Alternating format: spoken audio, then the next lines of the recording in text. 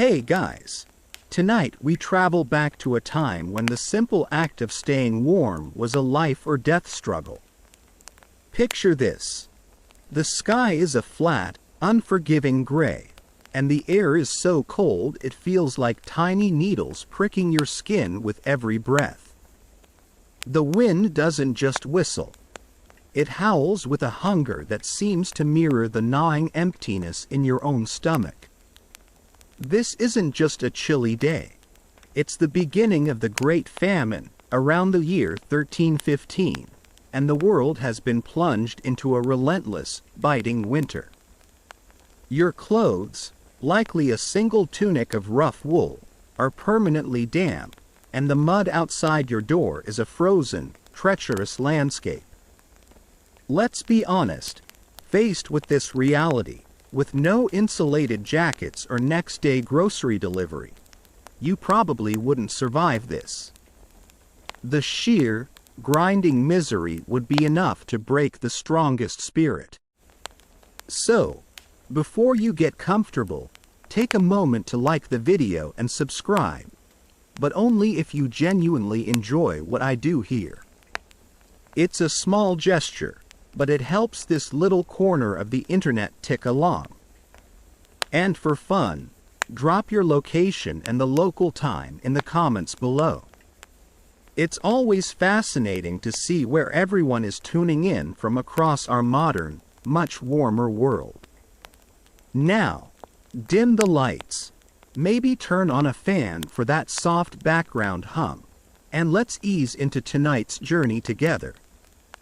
The first thing you notice is the silence. The usual sounds of a bustling medieval village are gone. There's no distant clang of the blacksmith's hammer, no cheerful chatter from the market square, no children's laughter echoing through the narrow laneways. There's only the wind and the deep, pervasive cold that has seeped into the very bones of the earth. You trudge through the semi-frozen muck of the main path, your wooden pattens doing a clumsy job of keeping your feet out of the worst of it. Every step is a calculated effort, a conservation of energy you can't afford to waste. Your destination is the cottage of your neighbor, Alara. Her husband was one of the first to fall ill, a racking cough that settled deep in his chest and never left. Now, he's gone, and she's alone with two small children. You're not carrying much, just a single, precious turnip you manage to keep hidden from the desperate and the greedy, and a small bundle of sticks. It's not a feast, but it's more than she has. As you approach her small wattle and daub home, you see no smoke rising from the hole in the thatched roof. A bad sign. You don't bother knocking. Such formalities have become a luxury. Pushing aside the heavy leather flap that serves as a door, you step into the gloom. The single room is frigid. Alara is huddled under a pile of thin blankets with her children, their faces pale and still in the dim light. Your heart clenches. You've seen this too many times in the past months. For a terrifying moment, you think you're too late. But then, one of the children stirs, a weak whimper escaping their lips. You came, Alara whispers, her voice raspy. She doesn't have the strength to sit up. You don't answer. Words are an extravagance. Instead, you move to the central hearth, a shallow pit of cold, gray ash. You carefully arrange your sticks, adding a few pieces of dried turf you scavenged earlier. With your flint and steel, you strike, again and again, your cold-numbed fingers fumbling. A spark finally catches on the tinder. You blow on it gently, coaxing the fragile flame, feeding it your breath as if it were a newborn. It wavers, threatens to die, but then licks at the kindling and grows. A tiny, defiant orange glow pushes back against the oppressive cold. This is your life now. A series of small victories against a vast, indifferent winter. Alara's eyes are fixed on the growing fire, a flicker of something other than despair in their depths. You place the turnip on the hearthstones near the flame to warm. It's a simple act, one of thousands happening in pockets of humanity across this frozen continent. This period, which historians now call the Little Ice Age, wasn't just a fluke of bad weather. It was a sustained climatic shift that plunged Europe into chaos. The relentless rains of the preceding summers had washed away the harvests, and now this winter was here to finish the job. As the small room slowly surrenders some of its chill, you settle onto the dirt floor, leaning your back against the rough wall. The children, drawn by the warmth, crawl closer to the fire, their small hands outstretched. You know this isn't a solution. The turnip will be gone in minutes, the fire will burn out by morning. But for tonight, you have shared what you have. You have pushed back the darkness, together. It's built on a simple, unspoken creed that has become the bedrock of your survival. Today, I save you. Tomorrow, you might save me. It's a gamble, a desperate investment in a future you can't be sure will even arrive. But it's the only currency that matters. As you sit there, watching the hypnotic dance of the flames, you can't help but think about how fragile it all is. Historians still argue whether the Great Famine was caused more by the volcanic activity that dimmed the sun or by the simple, devastating cycle of relentless rain. To you, the cause is irrelevant. The result is what you live with every day. The hollow ache in your belly, the biting cold in your bones, and the ever-present shadow of death. You must have dozed off, because you're startled awake by a soft touch on your arm. It's Alara. She's managed to sit up, and she's holding out a small, carved wooden bird. It's a crude thing, but you can see the care that went into it. My Thomas made it, she says, her voice a little stronger now. Before. For luck. You take the bird. It feels smooth and light in your palm. A piece of a life that was. You look at her children now sleeping soundly by the fire, and you understand. This isn't payment. It's a connection, a shared piece of humanity passed between two souls clinging to the edge. It's a bizarre and touching moment, a reminder that even in the depths of misery, people still found ways to create and to give. It's a quirky, fringe tidbit of survival that no official record will ever capture. That in the midst of starvation, a woman might offer a small wooden bird as the most valuable thing she owned. You stay until the fire has burned down to glowing embers, a precious reservoir of heat. Before you leave, you help Alara bank the ashes, preserving the warmth for as long as possible. You step back out into the biting wind, the cold hitting you like a physical blow after the relative warmth of the cottage. The sky is now a deep, starless black. The walk back to your own small hovel feels longer, colder. Your own meager pantry is now completely empty. The gamble has been made. Days blur into a monotonous cycle of hunger and hope. Your community, once a collection of families living side by side, has transformed. It's now more like a single, struggling organism. The church, usually the center of village life, has become a makeshift infirmary and a place of last resort. The parish priest, Father Michael, is a gaunt figure, his robes hanging loosely on his skeletal frame. But he works tirelessly, his faith a stubborn shield against the despair that threatens to consume you all. He doles out what little the church has, watered-down ale and small scraps of bread made from anything that could be ground into flour, including bark and roots. You find yourself spending more time there, not just for the potential for a mouthful of food, but for the warmth of other bodies. You huddle together on the cold stone floor, a mass of shivering humanity.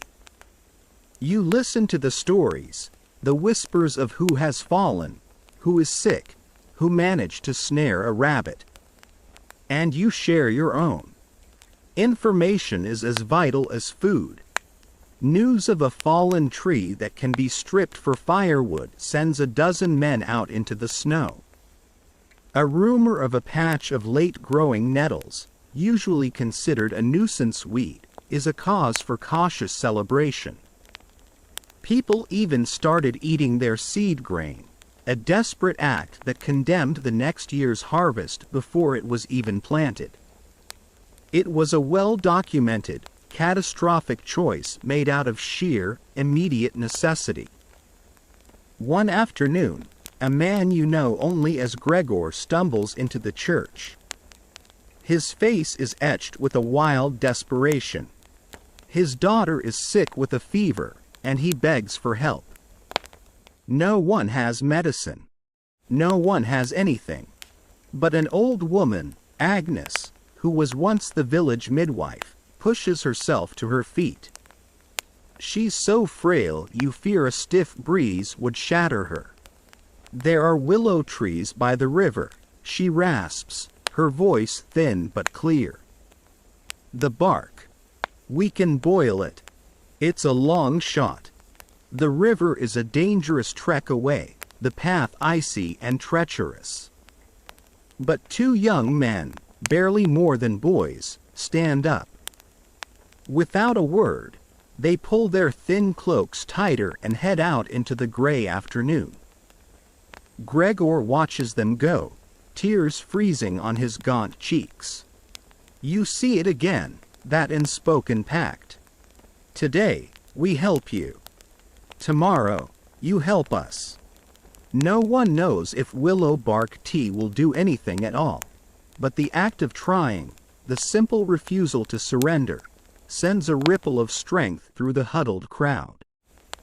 It's a fascinating, almost fringe medical practice of the time, relying on folk remedies that, in the case of willow bark containing salicin, the precursor to aspirin, actually had a basis in reality.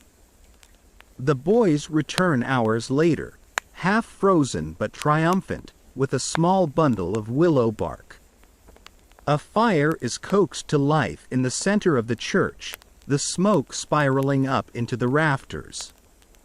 The bark is boiled in a communal pot, the bitter, medicinal scent filling the air.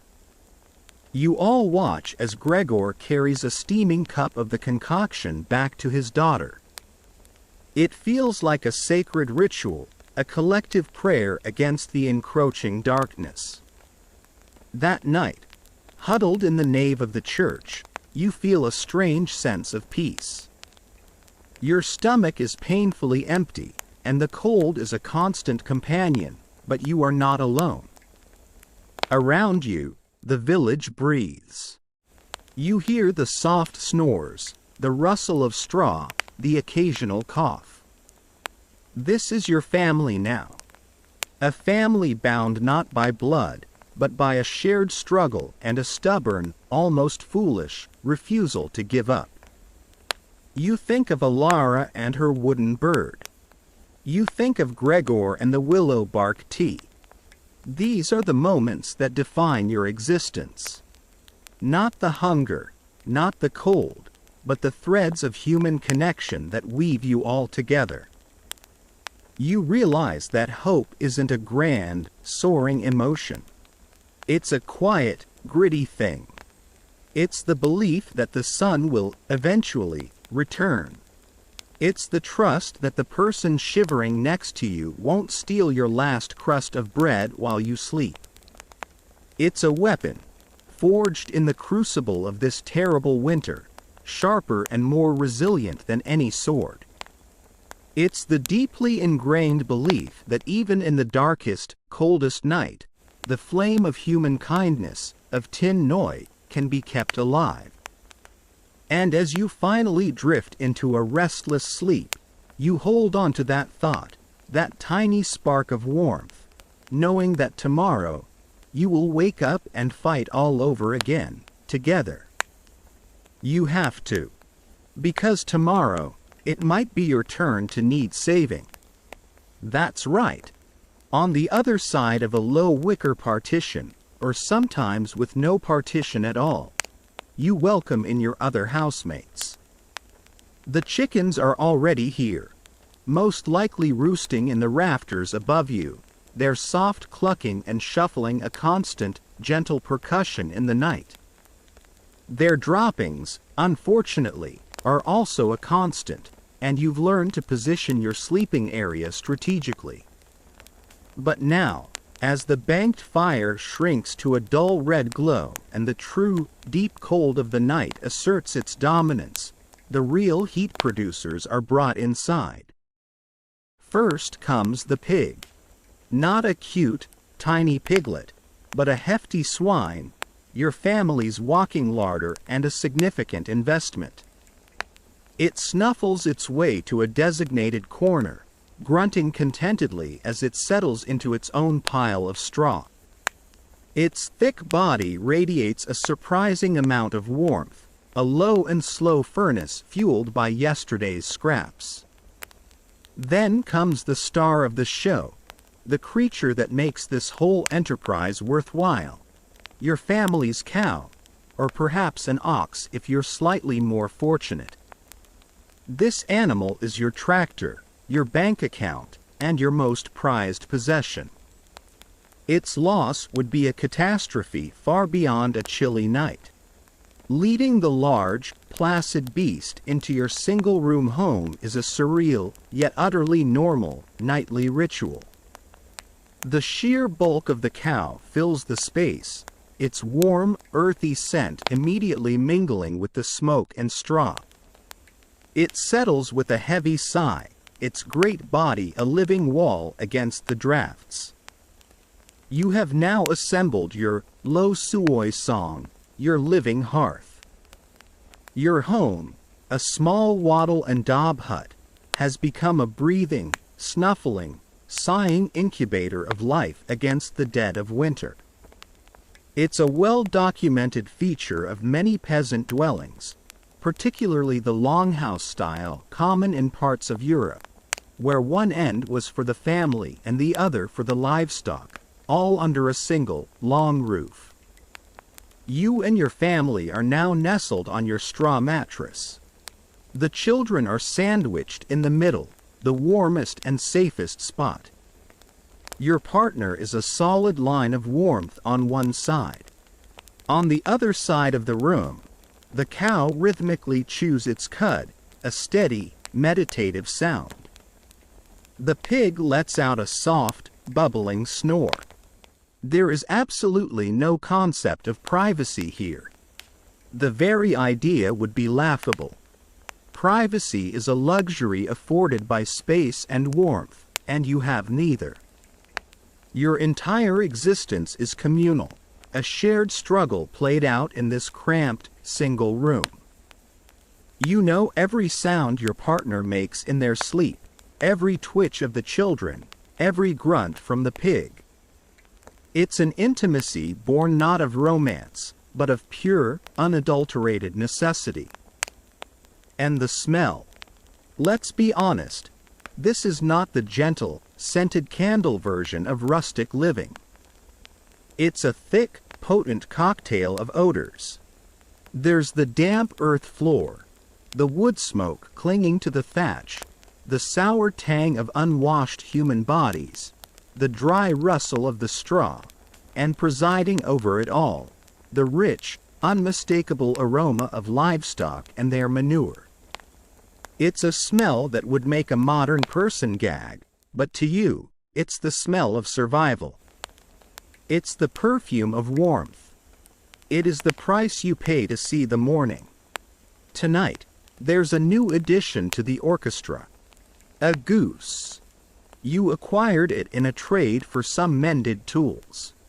While the chickens are flighty and the pig is lazy, the goose is a surprisingly effective alarm system. It sleeps near the door flap, its long neck tucked into its feathers. It's better than a dog, really. A dog might bark at a friend. A goose hates everyone equally. This is a quirky little tidbit of medieval life. The guard goose, a feathered sentinel protecting the home. Sometime deep in the night, you're pulled from a shallow sleep not by the cold, but by a sound. A low, guttural hiss. It's the goose, its neck extended, staring intently at the leather flap over the doorway. Your heart quickens. Is it a wolf, drawn by the scent of the animals? Or something worse, a desperate human, looking to steal what little you have? You lie perfectly still, every muscle tensed. The cow shifts its weight, a heavy, unsettling movement in the dark. Your partner is awake too. You can feel their stillness beside you. The only thing you can do is listen, your ears straining against the howl of the wind. After a long, tense moment, the goose settles, tucking its head back into its feathers with a soft, dismissive honk. A false alarm. Probably just the wind making the leather flap dance in a particularly menacing way. You let out a breath you didn't realize you were holding, your heart still hammering against your ribs. This nightly tableau is the subject of considerable thought for those who study the past.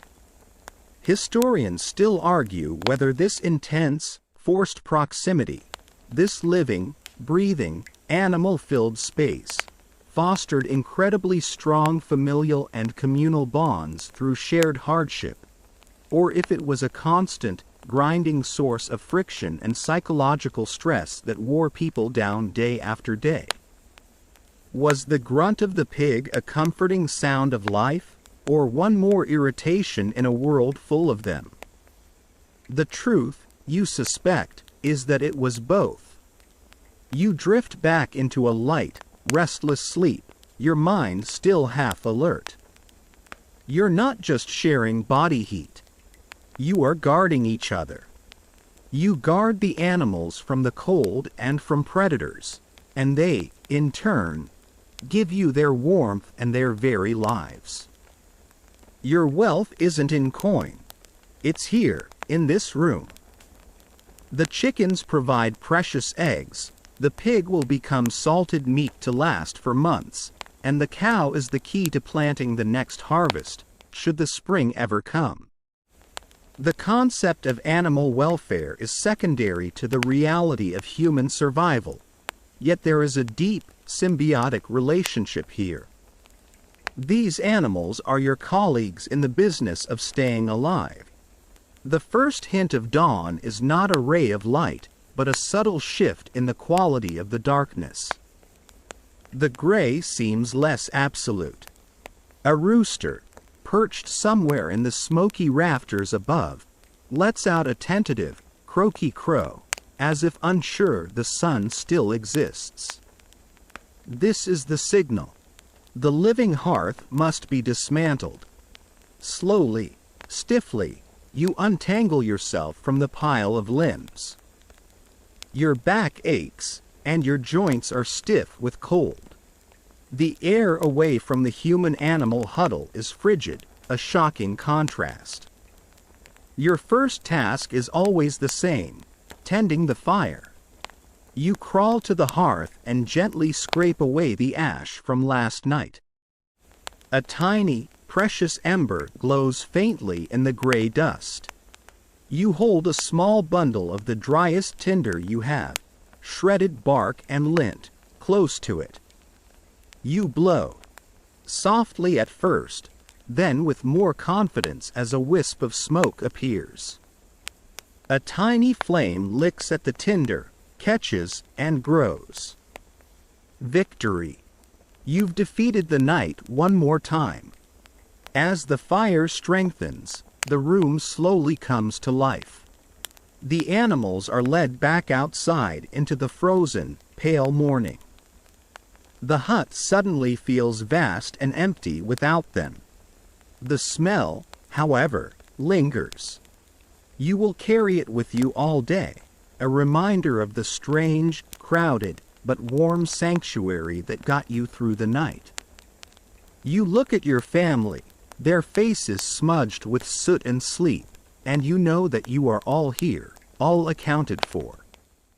In a world this harsh, that is everything. You survived, not in spite of the miserable, smelly, crowded conditions, but because of them. You wouldn't trade your spot next to a snoring pig for a private room, because a private room would be a frozen tomb. And as you prepare to face the day, you can't help but think it's a good thing you like your family, because with your goose-based security system, there's absolutely no hiding from them. The fire is the heart of your small, smoky world, but it's a demanding, hungry heart. Every stick of firewood is won through hard labor, scavenged from the forest floor, chopped, and hauled back to your hut. Fuel is life, and you cannot afford to waste it. This is why the late afternoon is a time of focused, almost sacred activity. It is the hour of the one-pot meal. Into the large, blackened cauldron that hangs over your central hearth goes, well, everything. A handful of dried peas, a wizened carrot you've been saving, some barley, maybe a few scraps of salted pork if you are very lucky. This is the famous medieval pottage, a perpetual stew that forms the backbone of your diet. It's a well-documented historical fact that for most peasants, this simmering pot was never truly empty. It was simply topped up day after day with whatever could be found. Tonight, you stir the thick, bubbling mixture with a wooden paddle, the savory, earthy steam filling the hut and making your stomach clench with a mixture of hunger and gratitude. The pottage is hot. The fire is roaring. But soon, you will have to bank that fire for the night, covering the precious embers in ash to save them for the morning. The hut will plunge into a deep, penetrating cold, and by dawn, your hard-won meal would be a cold, greasy sludge. The thought of eating icy pottage is miserable, but the thought of trying to relight the fire from scratch in the freezing dark, with numb fingers fumbling with flint and steel, is even worse. This is where human ingenuity, born from desperation, shines its brightest. In a corner of the hut, you have your secret weapon. It doesn't look like much. It's a simple wooden crate, a bit battered, with a heavy, ill-fitting lid. To an outsider, it might look like storage for tools or grain. But this is your noyau niet, your hay box. Your very own off-grid slow cooker. The preparation is a ritual. You've packed the box tightly with dry hay and straw, scavenged from the precious stash that also serves as your flooring and bedding. You've spent time pressing it down, creating a dense, thick layer of insulation on all sides, leaving a hollowed-out nest in the center, perfectly shaped to fit your cooking pot. It's not a flashy piece of technology. There are no glowing digital displays, no Wi-Fi connectivity, just hay. And it is one of the most brilliant inventions in this hut. With the pottage bubbling at peak heat, You and your partner carefully lift the heavy iron cauldron from its hook over the fire. It's a delicate, dangerous operation. Spilling it would mean disaster, a lost meal, and a terrible burn. You carry it carefully to the crate. You place the pot into its snug, hay-lined nest. The hay crackles and sighs as it molds around the hot metal. Immediately, you pile more hay on top and all around the pot, burying it completely. You press it down, leaving no air gaps. Finally, you place the heavy wooden lid on top. The trap is set. The science is simple, even if you don't have the words for it. The hay, full of trapped air pockets, is a phenomenal insulator. It prevents the pot's own heat from escaping into the cold air. The cauldron, now sealed in its thermal cocoon, will continue to cook the stew for hours, its temperature dropping with incredible slowness.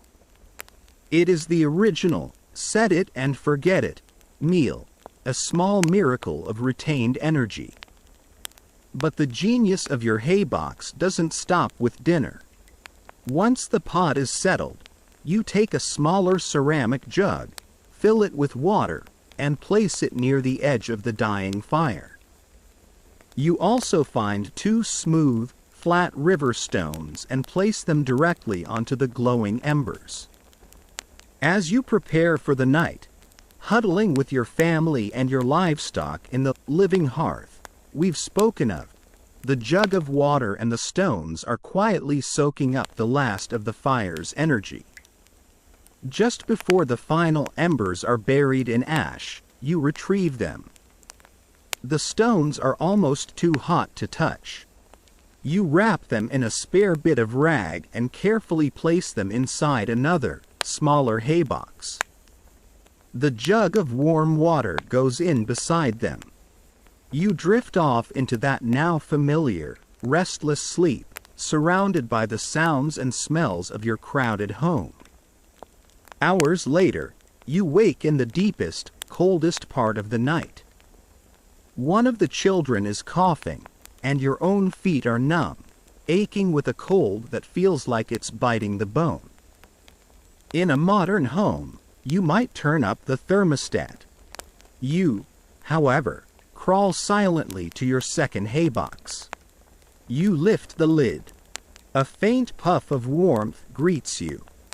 You reach in and pull out one of the cloth-wrapped stones. It's no longer scorching hot, but it holds a deep, penetrating warmth. You press it against your feet, and the relief is immediate, a slow, spreading tide of comfort that feels like life itself. This is a quirky, fringe use that no official chronicle would ever bother to record. The hay box as a personal, slow-release radiator, a Stone Age electric blanket. You might even pour a little of the still warm water from the jug to soothe the child's cough. It's a small comfort, but in this world, small comforts are monumental. The debate among those who study the past is a curious one. Historians still argue whether the haybox cooker was a specific, clever invention that spread from village to village through word of mouth, or if it was an example of convergent technological evolution, the idea that desperate, intelligent people in different places independently discovered the same basic principles of insulation using whatever materials they had. Was your hay box the result of a single brilliant ancestor, or one of 1,000 identical ideas born of 1,000 cold nights? You don't know the answer. You only know that it works. When the gray light of dawn finally arrives, the real magic happens. Before even attempting to revive the fire, you go to the main hay box. You brush the top layer of hay aside, and a plume of warm, savory steam billows out, smelling of barley and herbs. You lift the pot, which is still wonderfully warm. The pottage inside is not only hot, but it has been tenderized to perfection by its long, slow cook. The tough bits of turnip have become soft, the grains have swollen, and the flavors have deepened. You serve the family a warm breakfast from a pot that hasn't seen a flame in over 8 hours. It's a victory. It's a testament to the fact that survival isn't just about endurance. It's about cleverness. It's about understanding the world around you and using its properties, the insulating power of dry grass, the heat-holding capacity of a simple stone, to your advantage. This simple box saves you work, it saves you precious fuel, and it provides a hot meal that can be the difference between a good day and a bad one, between sickness and health. Its only real downside, you sometimes joke, is that after a while, everything starts to have a faint but distinct taste of hay. But that, too, is just the taste of survival. With a warm meal in your belly, thanks to the cleverness of your hay box, you prepare to face the day. The fire you've coaxed back to life provides a pocket of precious warmth, but you cannot stay huddled by it forever. There are chores to be done, animals to tend to, and the relentless, grinding work of survival to attend to. It's time to get dressed, but this is not an act of fashion or presentation. It is an act of armoring yourself against the cold. And your best armor, you've learned, is a carefully cultivated layer of grime. In your modern world, the first instinct upon waking is to wash, to feel the clean, comforting sensation of hot water. That instinct does not exist here. The very idea is a dangerous absurdity. Water is a massive effort to haul and heat, and soap, if you can even get it, is a rare luxury. To be clean is to be cold. To be clean is to strip your skin of its natural oils, opening it up to the raw, biting wind. Here, in this harsh reality, filth is survival. You reach for your primary garment, a tunic made of rough, undyed wool. Wool is a miracle fabric, a mainstream historical fact so vital it's woven into the very fabric of your existence. Unlike linen or cotton, wool has the incredible ability to insulate even when it gets damp. It can absorb a significant amount of moisture before it feels wet, and it traps air in its fibers, creating a natural layer of warmth. This single tunic is your most important possession next to your tools and your livestock. You wear it every day. You sleep in it every night. And you almost never, ever wash it. Over weeks and months, this tunic has developed what you might call a unique patina. It's stiff in places, coated with a sheen of grease from the animals, soot from the fire, and the lanolin from its own wool fibers. When you mend a tool, particles of metal dust embed themselves in the fabric. When you daub the walls, smears of clay and dung add to the collage. This isn't just dirt, it's a glaze. This signature dirty outerwear is a weatherproof shell you've created through nothing more than daily life. The accumulated grime fills the tiny gaps in the wool's weave, making it significantly more resistant to the wind and sleet. It's not exactly a high-end waterproof membrane from an outdoor gear store, but it's the best you've got, and it works. This principle extends to your own body. Your skin is rarely washed, and as a result, it's protected by a natural barrier of its own oils mixed with the dust and soot of your environment. This is a fascinating, if slightly grimy, fringe tidbit of medieval hygiene. This layer of dirt literally acted as a second skin, an invisible insulator against the elements. Your daily skincare routine doesn't involve cleansers and moisturizers. It involves not letting the wind chap your skin so badly that it cracks and bleeds. You might wipe your face with a damp cloth in the evening, but the idea of a full-body scrub is as alien as the concept of the moon landing. Of course, the tunic alone is not enough. You have other pieces in your survival ensemble. On your head, you pull on a simple, conical cap made of felted wool. You know instinctively that a bare head loses heat at a terrifying rate, and this cap is non-negotiable. For your hands, you have mittens. They aren't elegantly knitted things. They're crudely stitched together from scraps of leftover leather and thick cloth. They are stiff and worn, permanently curved into the shape of your hand gripping a tool or a bucket handle. They make fine tasks impossible, but they prevent your fingers from turning into useless, frozen claws. On your feet, you might have simple leather turn shoes, but more likely you wrap your legs and feet in long strips of wool cloth known as whining AS, or leg wraps. This provides layers of crucial insulation before you step into your pattens. Simple wooden clogs that lift your feet just enough to keep them out of the worst of the mud and snow. Each piece is purely functional, designed with a single purpose: to keep the tiny bubble of warmth your body produces from escaping into the vast, cold emptiness of the world. A peasant's fashion statement wasn't, "Does this look good?" but, "Will this prevent my death before sundown?" This universal state of grubbiness raises an interesting question, one that historians still debate. They argue whether this shared layer of grime acted as a kind of social equalizer, blurring the visual lines between the slightly less poor and the truly destitute, or if, paradoxically, it created its own complex and subtle social hierarchy. Could you tell a blacksmith from a farmer not by the cut of his tunic, but by the specific character of his dirt, one marked by soot and metal dust, the other by soil and manure? Was there a snobbery of stains, a pecking order of filth?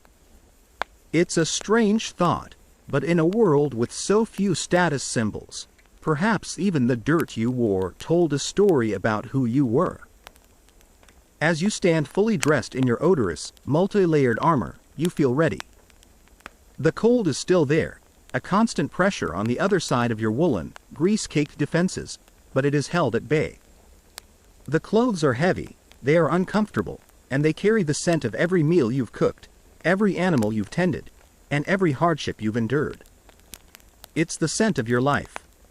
A modern person, transported back, would likely be overwhelmed by the sheer sensory experience, not just the cold, but the textures and the smells.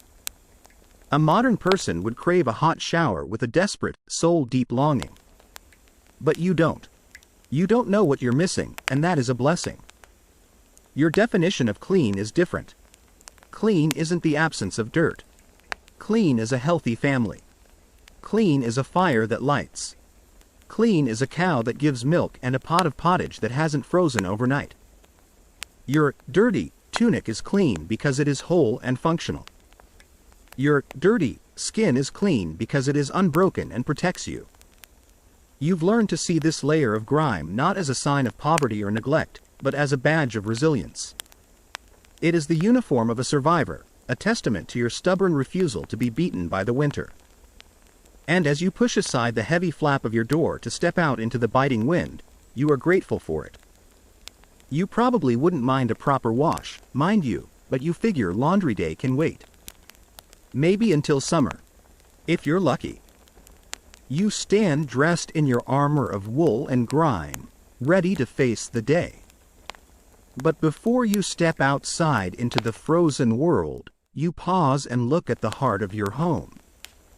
Not the space where you sleep, not the corner where you keep your tools, but the small, circular pit in the center of the floor where the fire lives. This fire is everything. It is your miniature, personal sun, a captive star around which your entire existence orbits. It pushes back the oppressive, soul-crushing darkness of the long winter nights. It gives you light to mend a tool, to see the faces of your family. It transforms your meager pottage from a cold, unappetizing mush into a hot, life-sustaining meal. Its heat keeps the blood moving in your veins and prevents the damp from settling so deep into your bones that you'll never be warm again. The fire is a member of the family, a living, breathing entity. And like any living thing, it is fragile, demanding, and must be attended to constantly. Keeping it alive is your most critical and never-ending battle. Imagine, for a moment, the ultimate catastrophe. You wake in the deep of night not to the familiar, gentle crackle, but to a profound and terrifying silence. The air is instantly, noticeably colder. The last ember has died. Panic, cold and sharp, would grip you. There are no matches in your world, no lighters, no magic buttons to bring back the flame. There is only the ancient, unforgiving process of creation. You would scramble for your tinderbox. This small, usually wooden or horn container is one of your most vital possessions. Inside is a carefully curated collection of flammable treasures. A piece of char cloth, blackened and brittle from being heated in an airtight tin. A piece of dried amadou fungus, known as tinder fungus, which can catch and hold a spark with remarkable tenacity. A mainstream historical fact being that this fungus was a prepared and traded fire-starting commodity for centuries. You'd also have some fluffed-up lint, some shredded birch bark, anything that will catch a spark. With your fingers already growing numb and clumsy, you'd take out your flint and steel. You hold the sharp-edged piece of flint in one hand, a piece of char cloth resting on top. In the other, you hold the C-shaped piece of steel. Then you begin to strike. Downward, hard, a glancing blow of steel against flint. A few tiny, fleeting orange sparks fly off and vanish into the gloom. You strike again. And again. It's a desperate, rhythmic clanging in the frigid dark. Your knuckles are raw. A spark finally lands on the char cloth. It doesn't burst into flame, but a tiny red glow appears, crawling slowly across the blackened fabric. This is the crucial moment. You transfer the glowing char cloth into a larger bundle of your finest tinder, dry grass, or moss. You cup it in your hands, lift it to your lips, and you blow. Gently, steadily, you breathe life into the spark. You feel like you are offering your own warmth, your own spirit, into this fragile, nascent thing. For a heart-stopping moment, nothing happens. Then, a wisp of smoke. You blow again, and with a sudden, magical whoosh, the tinder bursts into flame. You've done it. You've wrestled life back from the cold. But the process has left you exhausted, and you've just spent a terrifying 20 minutes on the edge of disaster. It's no wonder you'd rather just not let the fire die in the first place. You can't just pop down to the corner store for a pack of lighters. The corner store is 10 miles away, and the guy there probably wants your only chicken in exchange. This is why the entire family is conscripted into the role of fire warden. It's an unspoken duty that structures your whole day. Your elderly father, his back too stiff for fieldwork, might have the daytime shift. He sits on a low stool by the hearth, his face a roadmap of wrinkles illuminated by the glow. He doesn't need a clock. He can read the fire. He knows by the color of the flames and the hiss of the wood when it needs another piece of peat. His wisdom is more valuable than a young man's strength. The children learn their responsibility early. Their first important chore isn't mucking out the animals or fetching water. It's gathering kindling and learning to watch the embers. It might be the only job in history where a 5-year-old's core duty is to literally prevent the death of the entire family. They learn to recognize the difference between the fast, hot burn of pine and the slow, steady warmth of oak. But what if the worst happens? What if you fail? This is where a quirky and humbling piece of community life comes in: the fire borrowing.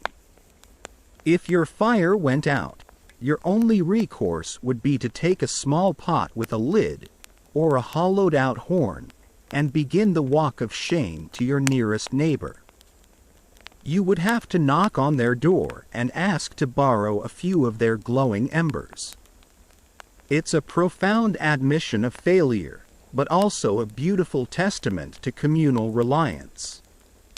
They will help you, because they know that next week, it could be them standing on your doorstep, pot in hand. Of course, this life-giving fire has a dark side. Historians still argue whether the poorly ventilated central hearth, which filled the single-room hut with a constant haze of smoke, was a crueler master than the cold itself.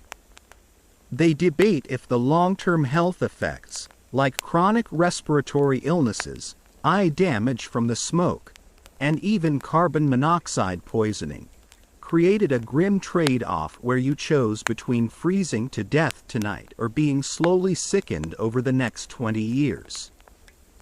The most critical time for the fire is the long stretch of the night. This is where the ritual of banking becomes essential. Before sleep, you don't extinguish the fire, you put it to bed.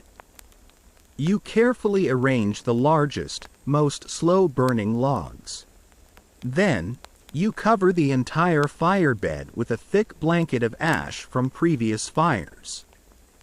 This layer of insulation starves the embers of oxygen, forcing them from a burn into a slow, deep smolder.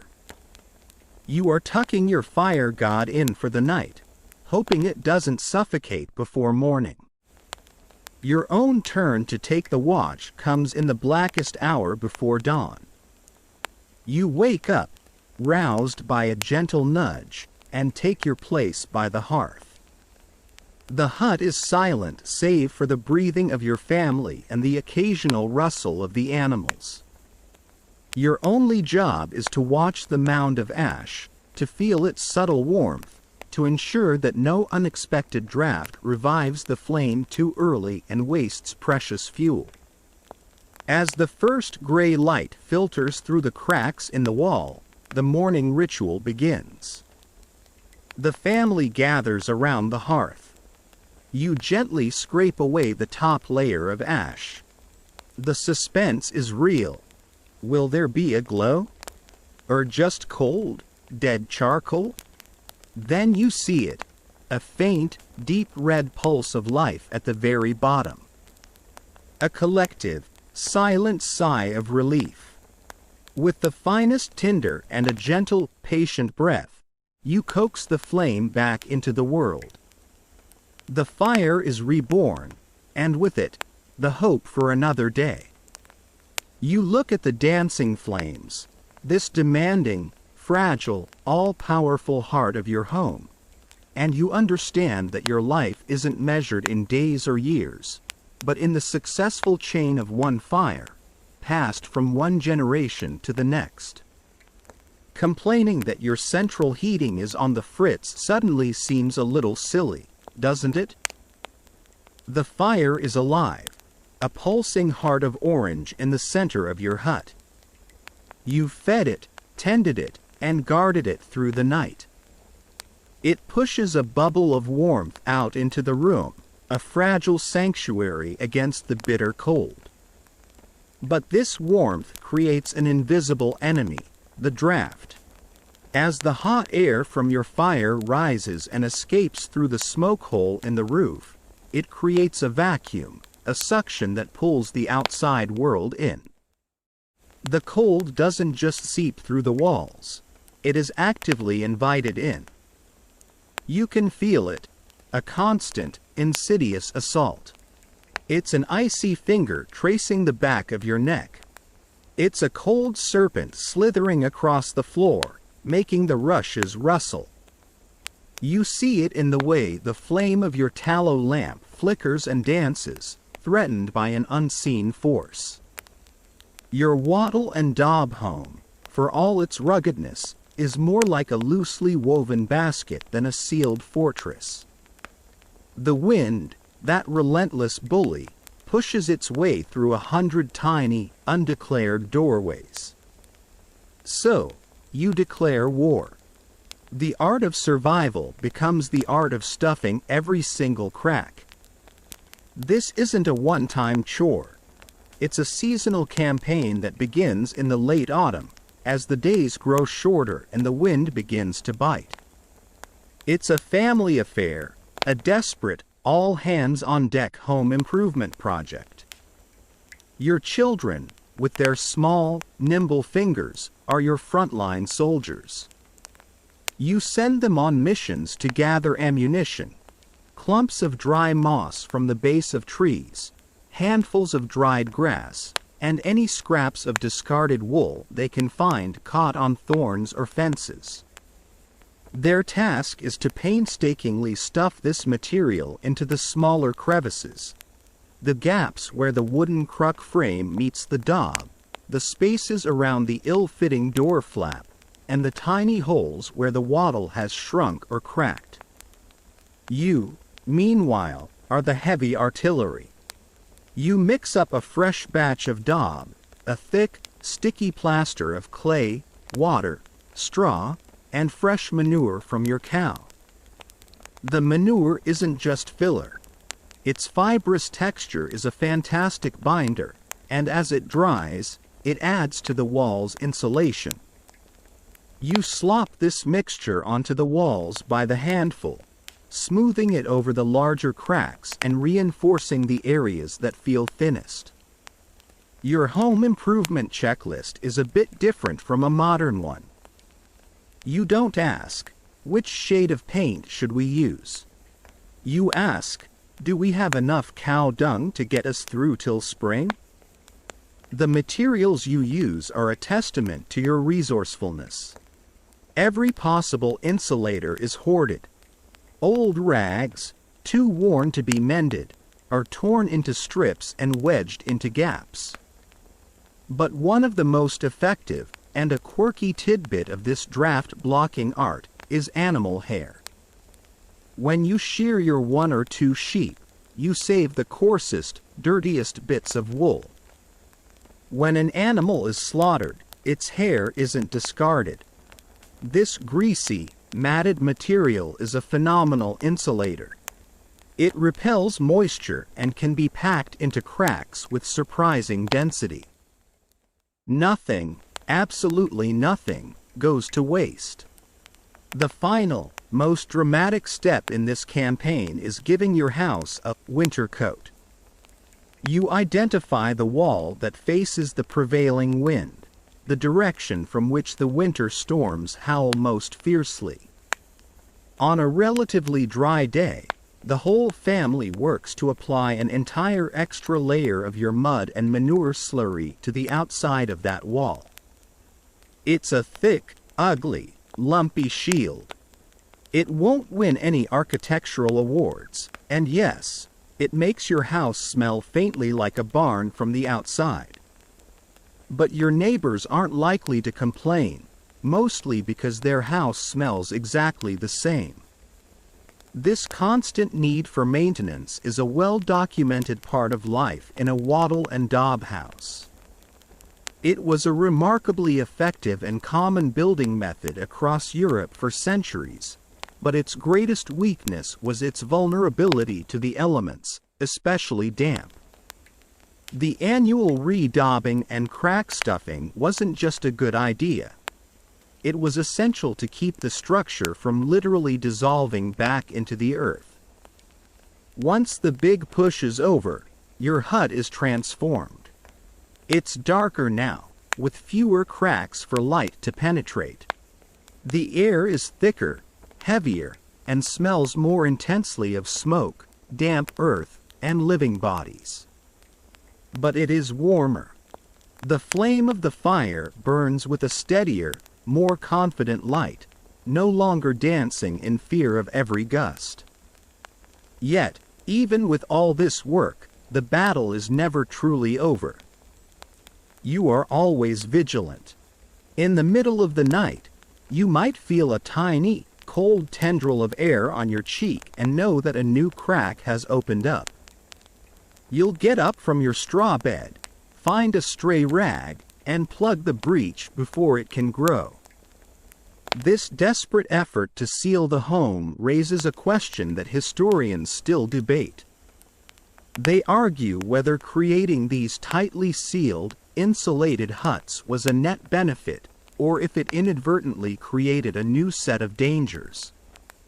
Did turning your home into a nearly airtight container trap not just warmth, but also moisture, germs, and an even higher concentration of toxic smoke from the fire? Was it a cruel choice between freezing in a well-ventilated space or slowly sickening in a warm, stagnant one? There were no easy answers, only the immediate reality of the cold. You look around your small, dim, stuffy fortress. Every gap you've plugged is a small victory. Every draft you've silenced is a moment of peace.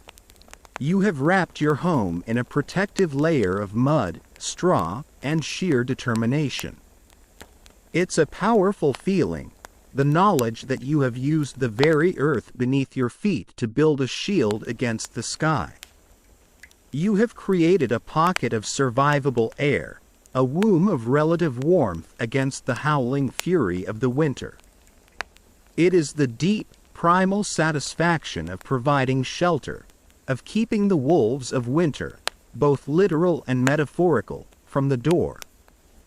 As you settle down for the night, lulled by the steady burn of the fire and the absence of the whistling wind, you feel a sense of security that is hard-won and deeply cherished, a feeling modern folk with their double-glazed windows and foam insulation might never truly understand.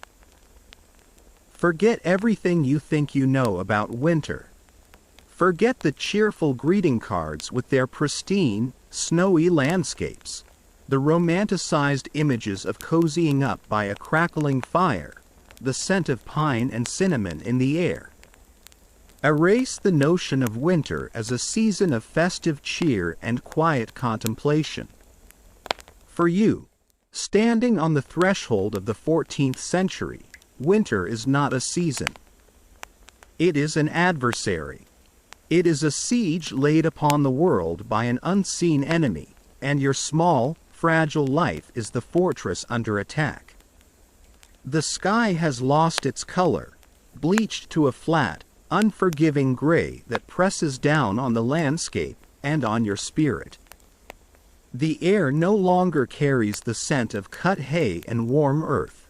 It has a sharp, metallic tang that speaks of ice and decay. It's a cold that is not just on your skin, but inside your clothes, inside your hut, inside your very bones.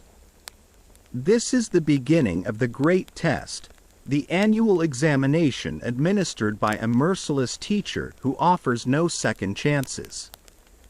The only subject is survival, and the passing grade is seeing the spring thaw. Many of your classmates will not pass. This isn't about holiday cheer. It's about the stark, gritty business of not dying. Every day is a battle fought on multiple fronts. The first is against hunger. The harvest is in, and the food you have managed to salt, dry, or store in your cellar is all you have. There will be no more until the earth decides to wake again. You eye your small cache of grain, your string of dried onions, your barrel of salted fish with a constant, gnawing anxiety. You are the quartermaster of a desperate army of one, your family, and every meal you portion out is a strategic decision that could have life or death consequences months from now. The world shrinks. The muddy track that connects your village to the next town over becomes a treacherous path of frozen ruts and hidden ice, if not completely impassable with snow. Your world contracts to the few hundred yards around your hut, the church, and your nearest neighbors. The vibrant social life of the market square is a distant memory, replaced by the hushed, isolated reality of your one-room home. This shrinking world is mirrored by the loss of light. The days are brutally short, fleeting moments of gray twilight bookended by an overwhelming darkness. There's no electric light to flick on to banish the gloom, no endless stream of entertainment to distract you. There is only the flickering, hungry flame of your hearth and the long, terrifying, pitch-black hours of the night, where every unfamiliar sound from the woods is a potential predator. Surviving this requires a different kind of knowledge, a set of skills passed down not in books, but in whispers and actions. You must become an artist of insulation, a master of fire, a connoisseur of decay. You learn that your own filth, the layers of grease and grime on your skin and clothes, is a surprisingly effective shield against the biting wind. You learn the intimate language of your fire, how to read its colors and sounds, how to bank it at night so a precious ember survives until dawn. You learn the desperate craft of sealing your home, stuffing every crack with moss, manure, and old rags in a constant war against the invisible enemy of the draft. It's a full-time job with the highest possible stakes. Your modern 9-to-5 seems quite relaxing in comparison, doesn't it? This struggle wasn't always so intense. For centuries, Europe had enjoyed what scientists now call the medieval warm period, a time of relatively mild winters and reliable harvests. But around the year 1300, the climate began to shift. The world grew colder, the rains more relentless. This marked the beginning of the Little Ice Age, a mainstream historical fact that, for you, isn't a line in a textbook but a lived, brutal reality. The winters grew longer, the famines more frequent. Your yearly test just got significantly harder. In the face of such overwhelming hardship, people sought explanations. This is where a quirky and dark tidbit of human psychology emerges. During the most severe winters, accusations of witchcraft often saw a spike. When the natural world becomes inexplicably hostile, when livestock die and children sicken from the cold, it's a grimly human response to look for a supernatural cause, a scapegoat to blame for the world's sudden cruelty. Your neighbor, old Elspeth, with her strange herbal remedies and her black cat, suddenly looks a lot more suspicious when the snow has been falling for a month straight. And yet, you are not entirely alone in this fight. The very concept of personal space is a luxury you cannot afford. Your family, your neighbors, even your livestock, become a collective furnace, a living hearth, huddled together in the dark to share body heat. You rely on the unspoken pact of community. You might borrow a hot ember from a neighbor if your fire dies, knowing you will return the favor without question. You share information: the location of a fallen tree for firewood, the rumor of a deer spotted nearby, because your neighbor's survival directly improves your own. Despite this, the toll was immense. Historians still argue about the true baseline mortality rate of an average medieval winter. While the great, catastrophic famines like the one in 1315 are well documented, the quiet, attritional loss of life that happened every single year is much harder to quantify. How many infants failed to see their first spring? How many elderly people simply faded away in the cold? This grim, unrecorded death toll represents a fundamental uncertainty in our understanding of the past, a silent testament to the winter's relentless call. So picture yourself there, now. The last of the autumn leaves are gone. The air has that deep, still chill that signals the first true frost. You stand outside your hut and look at the bare, skeletal trees and the iron-hard ground. The world seems to be holding its breath. The lesson is about to begin.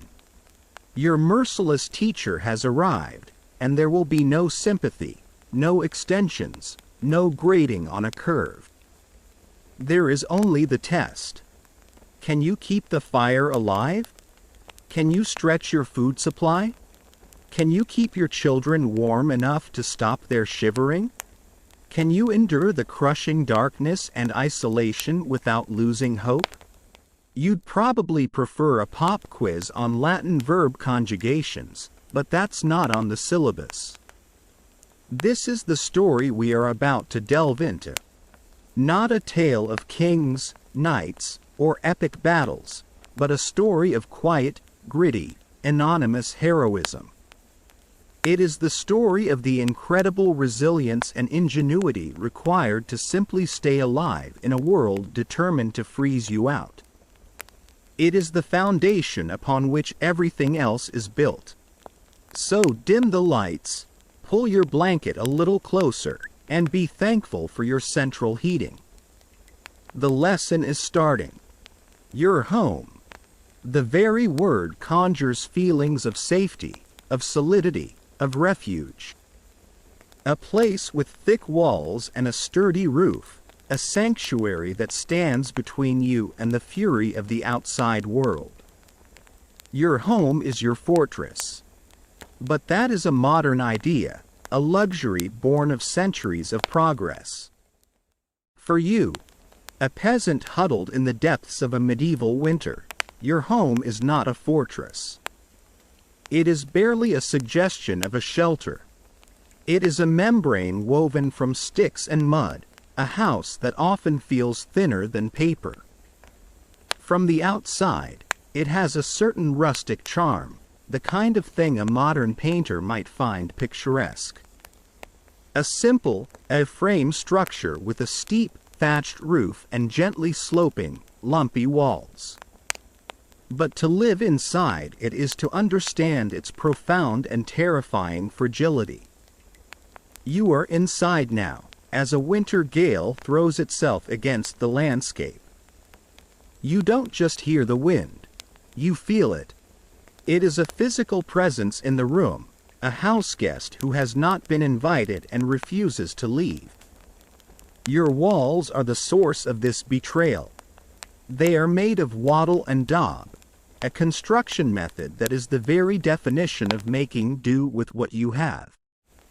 First, you have the wattle, a lattice of woven sticks, usually hazel or willow, driven into the earth and interlaced like a giant, upright basket.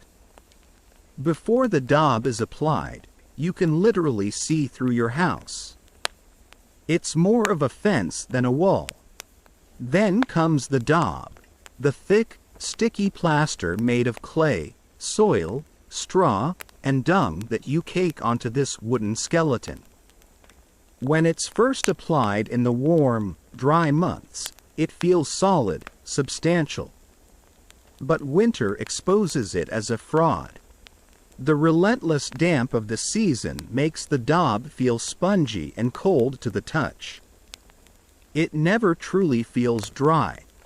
The freezing and thawing cycle creates a network of tiny fissures that grow into larger cracks.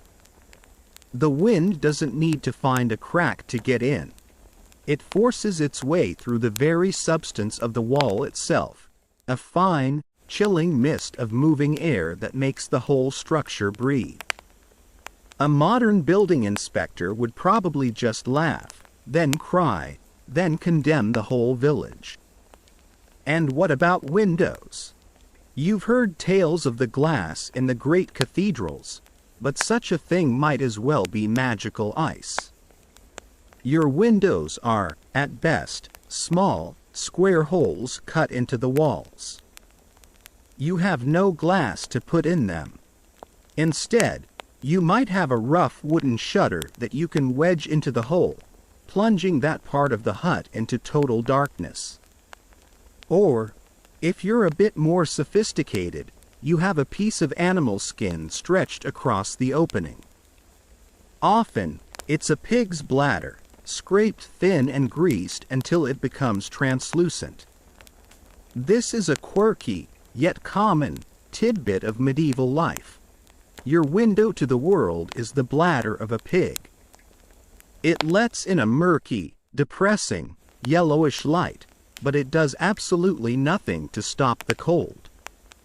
It's like putting a single piece of cellophane over a hole in an airplane.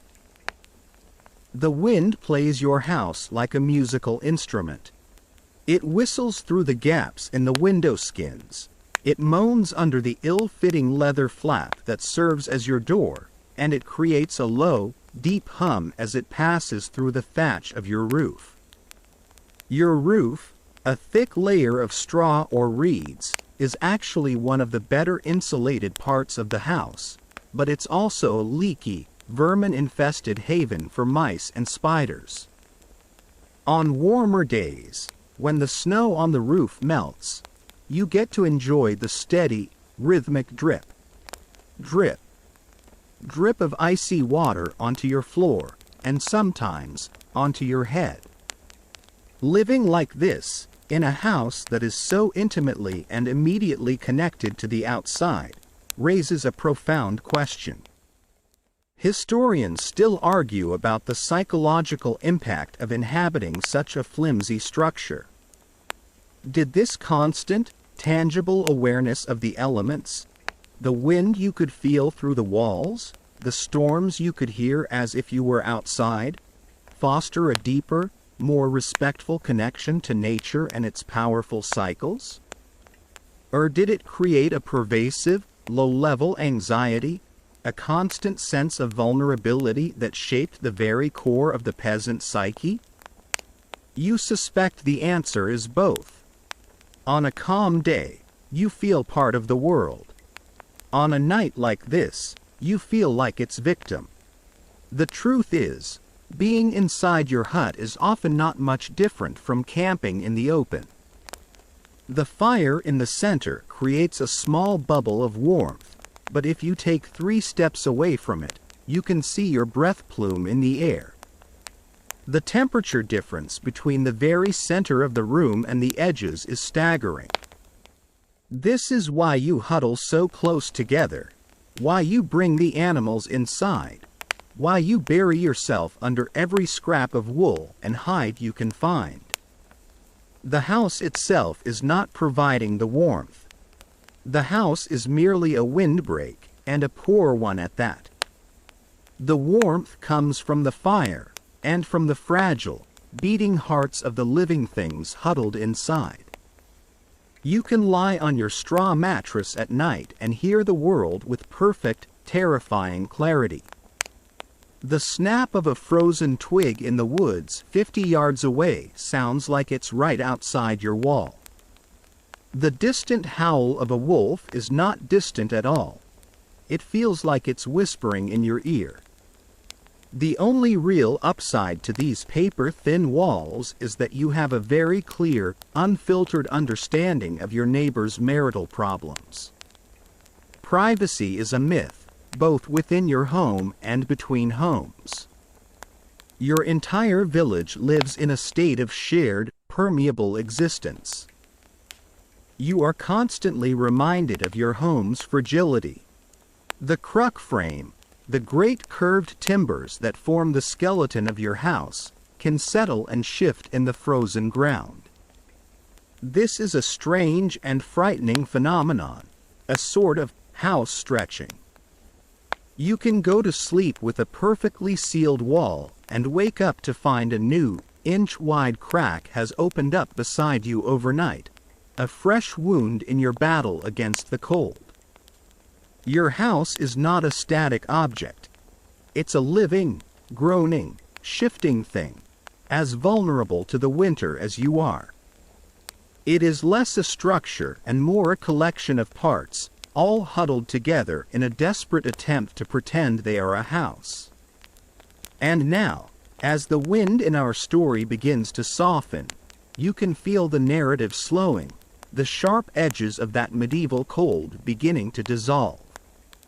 Let the image of that small, fragile hut start to fade, its thin, mud and stick walls melting away into the quiet darkness of your own comfortable room.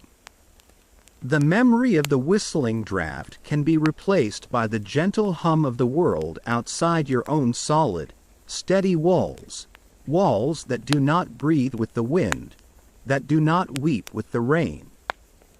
You can let go of that feeling of vulnerability, that constant, grinding effort to simply stay warm, and instead, you can allow yourself to sink deeper into the effortless comfort of your bed.